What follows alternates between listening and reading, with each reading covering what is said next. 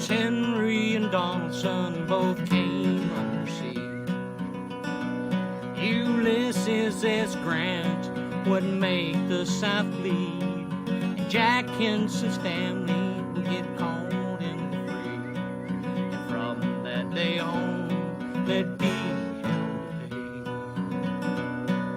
pay. Jack's two young sons went hunting after dawn, shooting at some squirrels, then things went all wrong.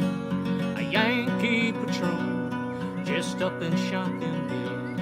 They took them back to Jack and even cut off their heads. There's a one-man war being waged in Tennessee. The vengeance of a father brought the Yankees to the knees. One by one they would fall and never come back. Shot down by a man we all know is Captain Jack.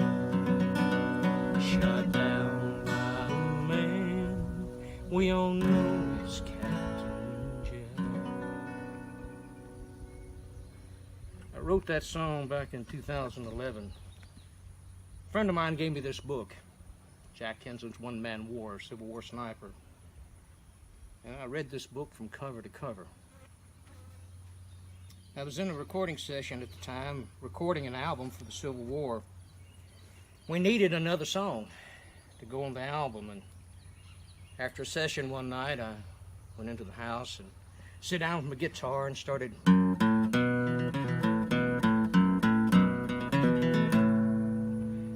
playing that riff, and before long the words began to flow, and then I had a song coming together. Got the song written in 20 minutes, and after that, the next evening we were in the recording studio and recorded this song. A few months later, I was at a Civil War reenactment. It was the 150th anniversary of the Battle of Fort Donelson. And we went there with the intent to hopefully get a chance to meet the author of this book. Colonel Tom McKinney was there, and I sang this song for him. He fell in love with the song, and he began to promote my song as he promoted his book. And as I promoted my song, I began to promote his book. And we became fast friends and began to correspond and work together jointly on the projects. And we were visiting one day, and he gave me a challenge. He said, you know, you've written scripts before, because I had told him I think your book would make a wonderful movie. And it's a biography type of book about Captain Jack Hinson. He said, well, I know you write scripts. Would you write a script for it? So I did. And one day he was doing a book signing, and I went along with him and was playing that song, The Ballad of Captain Jack, during the book signing. I gave him the script, the finished script. He read it. Then he gave me another challenge. He said, I like what you did with this character. You brought him to life, and you did some things with him that, you know, my book brought Jack to a certain place, and you took him even further. And you even did some research and found some things that I didn't even know about. And what I'm referring to, in Tom's book, he talks about the Robertson Hotel. And a lot of the National Park Service literature and documents, you find Robertson Hotel mentioned quite often. The Robertson Hotel is located right up the street from Surrender House. Surrender House is the Dover Inn and Tavern where General Buckner surrendered to General Grant. Well, the Robertson Hotel actually did not become the Robertson Hotel until after the war in 1868, when C.G. Robertson, which was an ex-Confederate soldier at the time, bought the estate from Justin Horn's family. And Justin Horn used to call the hotel the Planter's House Hotel. And I found that information in an 1860 edition of the Tennessee Business Directory by John Mitchell. Now, in that same directory, I also found something very interesting. Tom in his book mentions that Jack Hinson owned lots 50 and 51 in the town of Dover, but he did not know why. Well, I found out the why. The why is because his son George Hinson, He was a grocer, according to the business directory, and he had a grocery shop on one of those lots. So from that, Tom was so excited about some of the information I found, he said, why don't you take this script and turn it into a novel, a historic fiction novel? And I took on that challenge. About the time I took on the challenge, my dad began to get sick. He developed Lewy bodies dementia. I became a full-time caretaker for him, and I had to come off the road. I quit performing, I quit my acting, and I came home to take care of Dad full-time.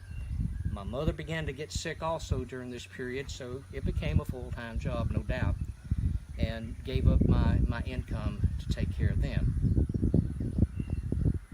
I did, however, have the opportunity to take my laptop and begin to work on the project, begin to work on the book. Now, my dad passed away on Christmas Eve of 2014, and my mom passed away in September of 2016. By that time, I had right at 1,000 pages, which I knew was too much for a complete novel. I knew that would be a very thick book, so I broke it down into a series. Now, the first book is going to be called In the Hills of Tennessee. And I started talking to Tom about this whole concept of breaking it down into a series.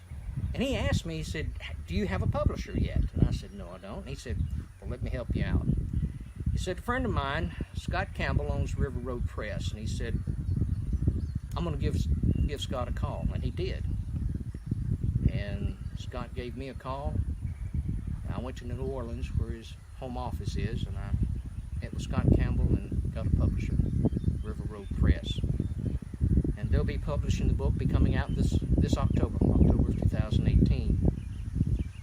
Now, I do want to let you know that I need you to become part of a team and become part of an effort to get this book out and help the series, because not only will there be book 1, In the Hills of Tennessee, there will be 3 other books carrying us all the way through to the Reconstruction years and tell about Jack's life after the war.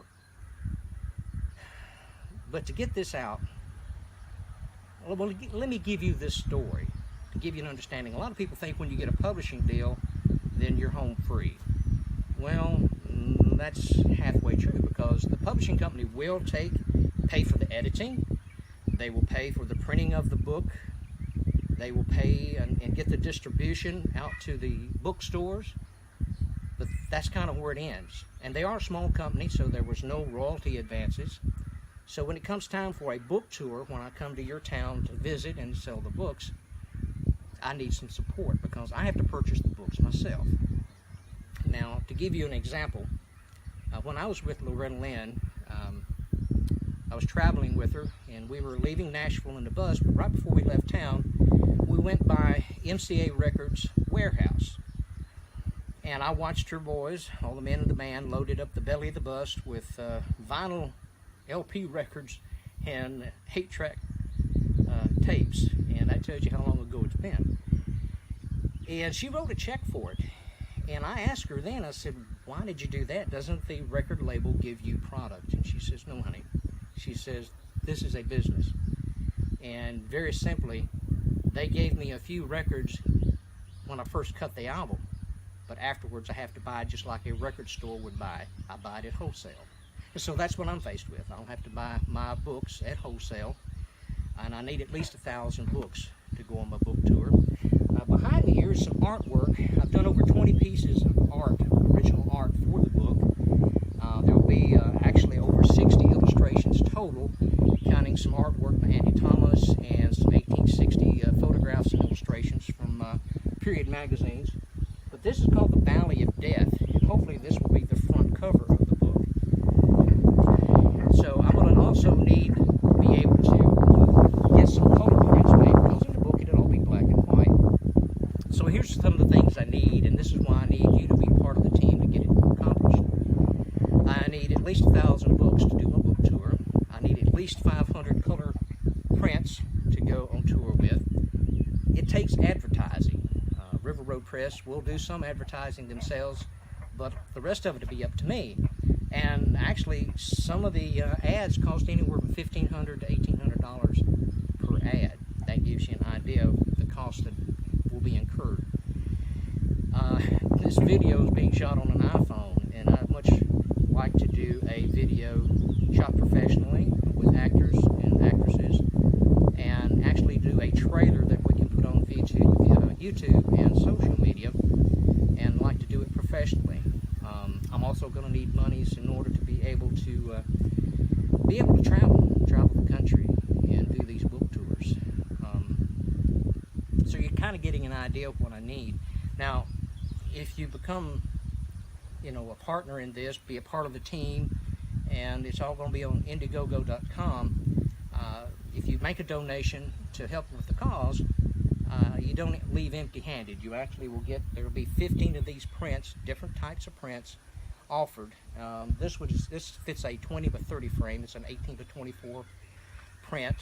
Have several other sizes, and so you will be able to not only offer a donation to help get this project off the ground, but you get something in return.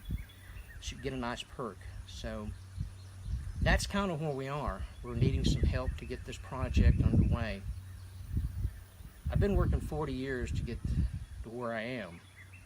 I've been playing music and entertaining a lot of you for many years, but the journey's not over, and we want to continue on, and we want you to make the journey with us, and we want to take you on a trip to the hills of Tennessee. What I want to do now is end our message with just that. This will be the chorus of In the Hills of Tennessee.